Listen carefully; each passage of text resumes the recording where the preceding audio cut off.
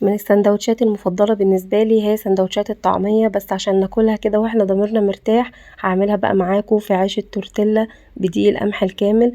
ده كده كيس يا بنات بيكون فيه 5 قطع.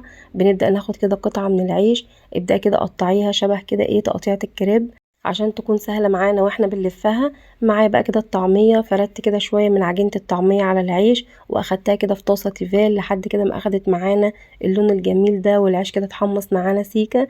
هنبدأ ان احنا نزود بقى شرايح طماطم وشرايح خيار، حابة تزودي مثلا سلطة طحينة، بس عشان ناكل بقى السندوتش يكون هيلسي كده ويكون صحي ما زودتش اي اضافات تانية غير الطماطم والخيار.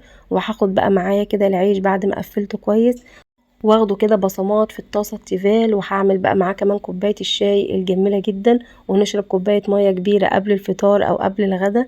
وهنا بقى كان السندوتش معايا بقى جاهز. بجد سندوتش مشبع جدا، ونوع عيش التورتيلا ده حلو قوي، جربوه هيعجبكم جدا. ودي كده كانت وجبة فطاري المفضلة.